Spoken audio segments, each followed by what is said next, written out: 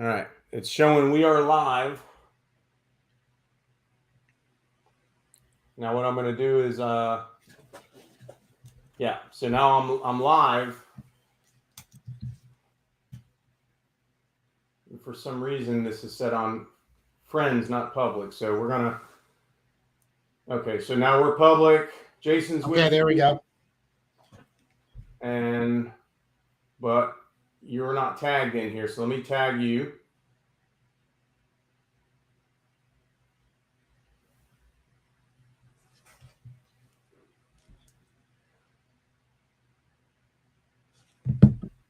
There we go. Now I got your personal in there. So I just shared that, tagged you in it. So we should be covered now. Cool. Well, good morning. So it took only a minute, not even a minute to get that set up. So we're doing pretty good. So good morning, everyone. Facebook Live, Mr. Jason Panos from Pensacola. I always like to start off with something just relevant recently that just happened. So I get a letter in the mail yesterday. I open it up, and it's from Walden Farms. You have any relation to Walden Farms? I kind of know where it is. Okay. All right. So a while back, I purchased a bottle of dressing, and it was the no fat, no calorie, it was 0 calories. So I'm like, it's too good to be true. So I had it. It upset my stomach. And I gave it a couple days. I figured, well, maybe it was something else. And then did it again, upset my stomach again. I called the company because I figured, well, this could be a food safety thing. It could be something that they need to know about. So they were really nice. They spoke to me. They sent me an email, and they said, we're going to send you some coupons, and we're going to refund you for the bottle, $3.50. I'm like, look, I'm not even worried about that. But, if you want to, that's fine. So I get a letter yesterday, and it has the coupons in there. And lo and behold, it says by Panos Food Company, Walden Farm by Panos Foods. And I'm like, you got to be kidding me. I had no clue, that, you talk about what do they say? Divine interventions and things that are just aligning. I opened that letter up and it says Panos Foods. So there you have it. There's my I don't know what you want to call it. My your segue. Yeah, my segue into this whole thing. So if we're gonna talk about like my name association, there's a car company in Europe. And I'm telling you, if you look it up, I think it's spelled a little bit different if I recall, but everyone asks, is there any relation? I said, do you think I'd be talking to you if I had any relation to that car company? I'm just saying. Well, good morning again. And thanks for everybody that's hopping on here. We've had quite a few people messaging over, instant messaging and saying, oh, this is great, and we want to hop on and watch it. So what's really cool about this too is if you're not able to catch this, if you have to hop off, we understand, and you can catch the recorded version of this. This will stay archived. So let's begin. So yesterday, our CEO Nick Bailey was on Fox Business, and he's been on there now, I think, twice in the last month. Or CNBC was 2 weeks ago, and this one was Fox Business, asking about the market. So recently, we've gotten a lot of media, a lot of attention towards the housing market, and in all of last year, and then the 2020 when we had the start of the pandemic, of course, things really, really ignited and kicked off. So the news feed was, housing market is skyrocketing, it's on fire. Now we're seeing a shift into, well, what do we expect? How's the market? And I started, the how's the market Q&A, many years ago when I was, taking the Tom Ferry courses. And he said that's the number one question people ask: how's the market? Well, the last 2 years we kind of got away from it, right? Because everyone knew how the market was. It was just on fire. Like, wow, this housing market's crazy. It was no longer a question. Now the question is what's our next move? What do we do? Should we buy? Should we sell? Should we rent? So it's a buzz phrase around the whole housing market in the nation. So I want to ask you, so you're in North Florida, Pensacola, Remax Infinity, and I know things are going very, very well there. But everybody's kind of feeling the calming of the market, I guess you want to say. I wouldn't say it's a slowdown. It's an adjustment. I think Nick used and I think that's the best word, is the normalization of the market. Normalization, back to a normal equilibrium. Yeah, I love it. And that's, anybody that thought that this was just going to continue to go up, houses going up 3, 4, 5% a month. Anyone thought that was just sustainable, just wasn't in reality. So, but no, a lot of us are looking forward to a more normalized market. Yeah. I think that and you kind of started this out by saying, up in Northwest Florida. And I think one of the things that Nick Bailey said that is very pertinent is real estate markets are localized. My market versus your market operates completely different. A good friend of ours up in New York just posted how they're in a total shift, and we're not feeling that yet at all. We're seeing a little bit of slowdown. We're seeing this, but as I get conversations and pieces, and some people ask, well, I'm moving from California and our markets are going, great. What's yours like? I'm like, we haven't seen it skip a beat except for what would be normal, school getting out. Exactly. Slowing down. So, I mean, I think markets, which I think is what's great about this, why, when you asked me, I thought it was, an awesome to do. Each of our markets operates slightly different. And I think that when you try to take national stats and compare it to a local market, this is why who you hire matters. Knowing the person on the ground, the local expert that will get on boots on the ground and tell you what I'm actually seeing based on statistics, based on what's, I'm seeing in my own listings, what's really going on in the local market, not in the state market or the national market. Correct. And that's exactly what, my resources, I want to call them experts, but they're really valuable resources like yourself throughout the country. We're hearing, differences in the variations of the market, and everyone has a little different variation. Like in Georgia, for instance, on the East Coast, a friend of mine up there said, houses that are selling from the 350 to 400 price point right now, they're still getting multiple offers, over ask price, escalation clauses.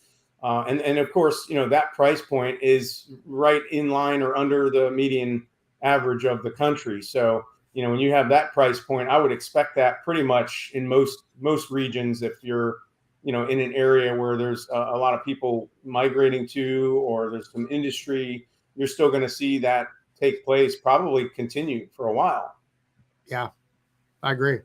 So, so a couple of the talking points about where we're at in the market. And I like to look at really, go back into the factual data of what was then and look at what we have now, which is, the fundamentals of the housing market were based on, credit, income, assets, always, or capacity to pay cash if you're a cash buyer.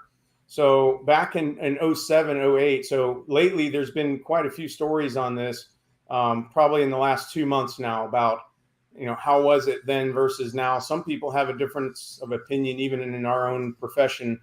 There's differences of opinion, but the then versus now, interesting. The statistics back 07, 08, there were virtually no houses with positive equity, percentage wise compared to today. A much different percentage. Looking back right now, 40 of the mortgages that are outstanding, they're only leveraged by 43%, which means there's 57% of positive equity in these homes, and average home equity right now is sitting somewhere at $200,000 or just over $200,000. So if you purchased even in the last year or two, there's a good chance you're positive equity, even upwards of 10 to 20% in some areas. Mm-hmm. So, going back to that in 07, 08, the mortgage crisis that we had, most of the mortgages that were being taken out were speculative. The investors that were buying multiple homes. So now, this 2012 on boom that we've had and readjustment was real buyers, real credit, or real income, real assets. and people that own right now are sitting pretty good. So to think otherwise, that we're going to have some sort of major adjustment or major decline, I just don't know how anyone can justify it. Is that what you're seeing? Well, I think everything that, even when, historically rates have risen, you'll usually see a shift, even that, even if you look back 20 years in history, not that I've been an agent that long, but you can study the markets and understand this, that when rates go up, historically sales go down, prices come down. Well, when nationally, and I mean, forget individual markets, but nationally, they said last month, 13.7% decrease in total sales, yet prices went up almost $9,000. I think it was, or actually it's higher than that, 391 to 407 was the average sale price. So they're saying prices are going higher when sales are actually less. Basic supply demand is the issue that you're still combating. No matter what's happening in the market, you have a massive supply inventory problem, and you have more demand than it can handle. I think Nick said yesterday that we're still in deficit over 4 million homes, which Correct. I'm impressed the fact that we've increased the inventory by almost 3.5 million homes than what we said 18 months ago, which is a heck of a lot faster than we thought. But that deficit is not going anywhere. And all the home builders are saying we're slowing down because we can't sustain in this market with what it costs to build those kinds of numbers, which means we're going to have a stagnant of new inventory. I don't think nationally for a while. The other thing is the challenges of the supply chain, not to get too technical back into materials and building products, but there's still a backlog on that. And, between that and shortages of trades in different categories, it's hard for the builders continue to, they can't build spec homes like they used to back in the day. They just can't. Well, and even in our area, you build a spec home, what was taken 5 to 7 months, I mean, they can do it in 90 days, which is causing other issues and, bad materials and all that. Forget all that for a second. But right. I mean, one day lumber's up, then lumber drops and rebar goes up. And then, windows you can't get in a backlog that, they were 4 weeks out. Now they're 26 weeks out. We're going to see a lot of this for the next several years. Exactly. Yeah. So another good statistic or point is, the adjustable rate mortgage market. So right now the mortgage rates are somewhere in the upper 5.87, right around there. And, in 07, 08, they were actually higher than that. They were actually in the 7s, but more importantly is there was such a huge influx of ARM mortgages, adjustable rate mortgages, back in the 2004 to 2007 boom. And now it accounts for a very, very small percentage of the, like compared to then, it's like 90% less adjustable rate mortgages compared to the 07, 08 timeframe. 1 in 4 homeowners were underwater back in 2011. Right now, you have virtually zero foreclosures or short sales taking place. I think the forbearance market, I did a video about it that, not that it's not a big number, but there was less than 280,000 homes across the country that were in the forbearance program after you did all the numbers of who hasn't modified or anything else. Whereas I think in 07, there was 13 million right that were basically in behind and all that stuff, barring all the stats you just named. Mm-hmm. It's a completely different market. It is. Most people, and we get these calls every once in a while, most people are afraid to, oh my God, I'm in some sort of dire need. And they'll call and say, well, here's what's going to happen. I'm just going to lose my house. No, you're not. If I get it on the market and we can put it, even if we list it below market, you're going to walk away with something. Absolutely. That you don't have to declare foreclosure. And we're getting in this part where I think the agents who will strive in their communities to, hey, call me, let me help you. And and make it about like getting you out of a bad situation Right. that you didn't know you had, I think that conversation is going to start to happen more and more. So I just posted something the other day about this. Memes that are going around, comparing a 6% mortgage rate to back when it was in 1982, at 18%. Sure. It's funny to look at that way, but people that are struggling right now, let's say they do have a 5 or 6% mortgage rate. If they're struggling, there's no need to kind of discount the fact that, oh, rates were 18% back then. Every decade is different. There's different variables that make up the cost of a home. So I don't like to focus on those memes too much, and having fun with it is one thing amongst agents, but to project that to consumers that really might be struggling could take offense to that. So there's be a part of the solution, not a part of the problem. Yeah. Not a problem to the solution. So well, you brought up this question. I'll ask you. So we'll change the roles for a second. Yeah. You brought up ARMs, which I've had a conversation with a couple of lenders and a couple of other agents in different states. Do you think ARMs, adjustable rate mortgages, are going to make kind of a rollback and come back a little bit in the next year or so? What's your thoughts on this? So I used to be a loan officer, and I was actually involved in secondary marketing in the mortgage side of things. Hence why I asked the question. Yeah. So the adjustable rate mortgages are tied to the short-term yields. The the 1 year, the 2 year, the 3 year, the 5 year, and the 7 year. So recently we've had an inverse in those yields. A 10 year is what the benchmark of 30-year mortgage rates are really tied to. So a lot of people monitor that, not so much what the Fed is doing. When the Fed increases rates by 3/4 of a point, that doesn't mean the 10-year yield goes up by 3/4 of a point. But the 3 and the 5 and the 7 year have taken over the 10 year in inverse, which is not a good thing if it stays there a long period. That usually means the adjustable rates are going to be a lot higher. And you don't want to see that. And so in the near term, it doesn't look like adjustable rates are going to make a comeback. I think that yield curve is going to have to get back to the higher, the longer the term you go, the 10 year, the 15 year, the 30 year, the higher the rate. And then the shorter terms, once that levels back out and goes back down to what is a normal, treasury yield curve, then yeah, they could be more attractive.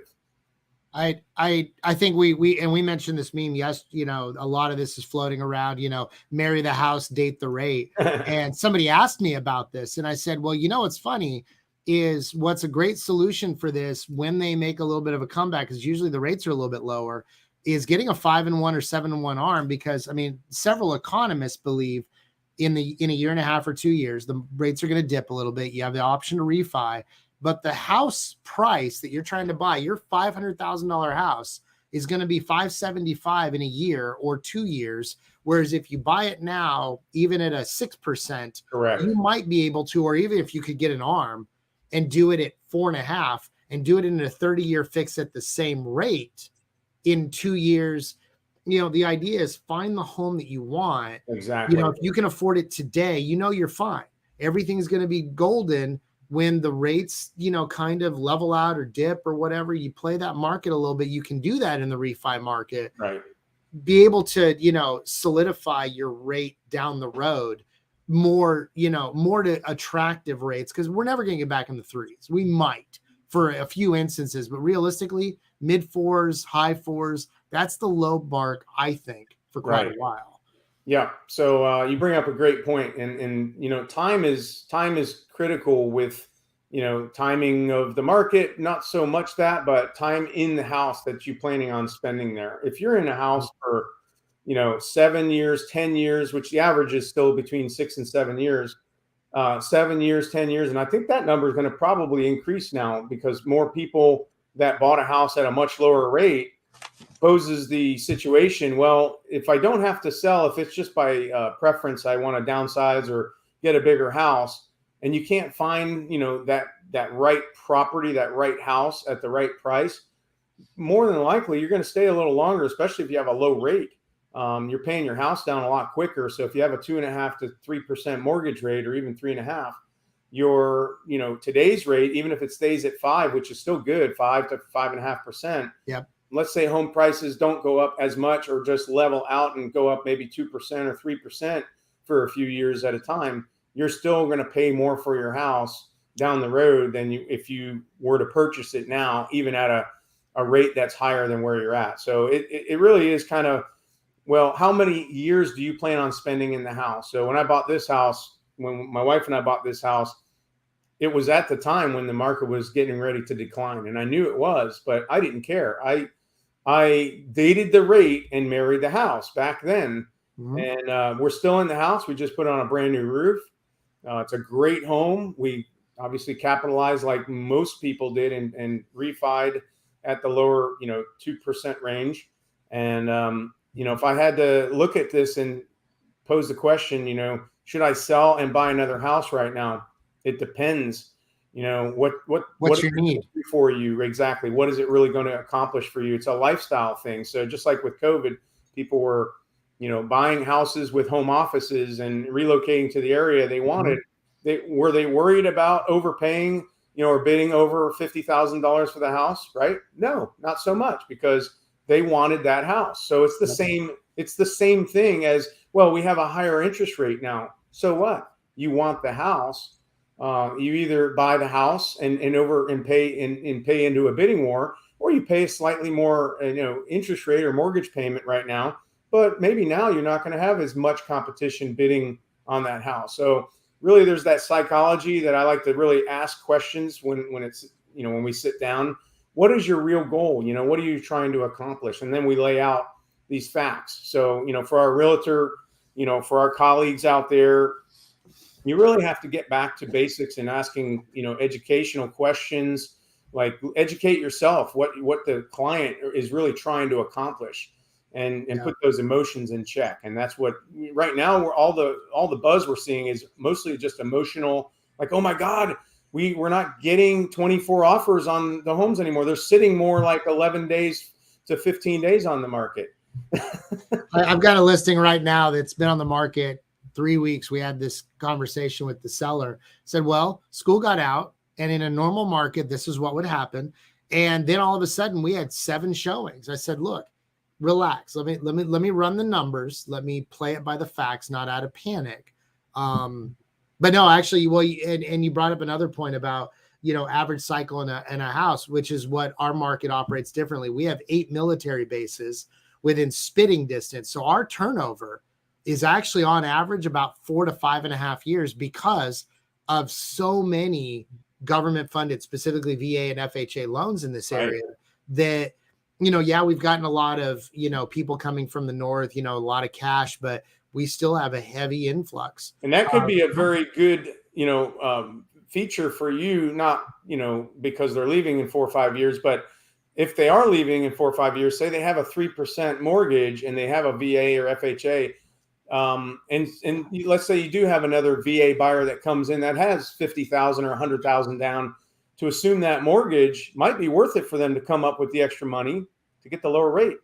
Every time at closing, somebody asked, when would I do that? I said, if you get in that situation, we would talk about it. And a couple of my buyers a year and a half ago that were locking in the 2s, I told them, I said, well, there's 2 things you got to factor in. What are you doing next? If you're going overseas, I'm going to tell you, assume it all day long, because you don't need that mortgage, for the next 3 to 5 years minimum. But I think it's individual situation, like you just said. It's, exactly. You've got to, I think that the colleagues that are watching and that will watch, and we have these conversations in mastermind groups, or just these conferences, which, by the way, I'm sorry, I didn't see in Dallas last week. No. We have these conversations of things that we're seeing in our market and what we need to ask.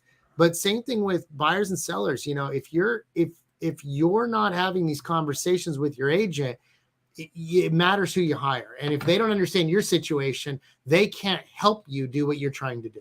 Exactly. So one more talking point is, I could sell my house even if I need to price it a little less, or more aggressively, a little lower price to drum more interest than before. What's the rental market like? And here's why I believe that we have a firm foundation right now still in the housing market. So if you were to sell today, you're either going to be able to buy something that you really want, and you probably have a good chance of getting it, unless you're still in a hot market where builders are not, they're spoon feeding houses into the market, and there's still bidding wars, there's lotteries. But let's say you're going to sell, you're either going to buy or rent, correct? So Sure. if you're going to rent prices are projected to continue to rise 12 to 15% this year. Rents are not going down right now. So right now there's no fundamental, foundation that says that it's going to be better to rent. Okay. So there's one aspect. The other aspect is if you are a buyer and you're on the sidelines right now and you don't have a home to sell, you have a decision to make. If you're renting, you're going to either continue to rent and pay somebody else's mortgage, or you're going to buy a house and stay there for another 5 years. I can't tell you how many people that have said, I'll buy maybe in the next year or two, and they're still renting, and it's 5 to 7 years later. And I just I'll buy when the housing crashes. Yeah. And I run a calculator by them, and I say, look, at $2,000, at $24,000, $100,000 in 5 years, did you get any of that back? No. And in 5 years, I'll run a different scenario at you. I had this conversation. I'm doing a new construction with a client. They're in, let's just call it a 3,000 square foot home, and not exact numbers. It says, okay, should we sell now and rent while we're building so that we don't lose the equity we have? I said, okay, let me run it to you this way. And if the market crashes, all kinds of things are going to happen. It's not just going to be housing. It's going to be material costs, the stock market, your dollar is going to be worthless. Right. So everything's going to go down. It's not like you can just put it under the mattress and pull it out and hope for the best. So let's forget that for a second. But let's assume you do rent. To rent this house, what do you think it's going to cost? And they just threw out a number. I don't know, 2,500. I said, let's go with that. Even though I think that's low, but let's go with that. I said, so for the next year, you're going to spend $30,000, maybe a little bit longer, because it's going to take you about 14 months to build the house you're going to build. So you threw away $30,000. If the market crashes, what's the percentage is going to drop? And they, without hesitation, said maybe 10%. I said, yes, that's probably a good number. So your $600,000 or $800,000 house might drop $60,000, $70,000. So you're going to throw away $30,000 on the off chance that the market crashes, and you make up the difference and held that in rent. So you're basically going to say, great, the market crashed and I threw $30,000 away, but I didn't throw 60. That if you're thinking that everything's going to crash, everything else is going to follow suit. Right. Because the mortgage market's going to really take care of that for you. Here's the reality. Right. If prices keep going up, and as you said, rents keep going up, if I can sell your house today for $800,000, and in a year from now I can sell it for $875,000, you're going to thank God you listen to what I'm telling you. There's nothing in our market. And what's even funnier is our market tends to lag the national market. In 2007, when the market crashed, and you look at LA, it just tanked. Our market took about 8 months before it even started seeing an effect, and 14 months to totally correct. Correct. So I think all those stats, again, same thing, is if you don't have somebody on the ground you can trust, but really having those conversations. I told them I would not list your house. If you really want me to, I will, but I honestly think you're throwing money away. So they sat tight. And again, about every 2 months, we're having this conversation. So I love the I like a little bit of fear in the market, because it gives us a chance to really give sound, conversations, and let's have a real conversation. What's going to cause the housing to crash? Okay, let's think of fundamentals. Last one was, we have an overabundance of risky mortgages that took place, where almost everybody and anybody was buying homes that shouldn't have been buying. Okay. We know that was the reason. This go around, people own their houses, they've qualified, or they've paid cash, There's tons of home equity. It's at an all-time high. Let's just assume that for some reason the market just starts to drop in value for no reason whatsoever, which is not likely, right? Because it's a supply and demand industry, just like anything else that rises. We'd have to have a national disaster before this happens. Where do people live? Do they just not live anywhere? They're going to have to go somewhere. They're going to have to rent.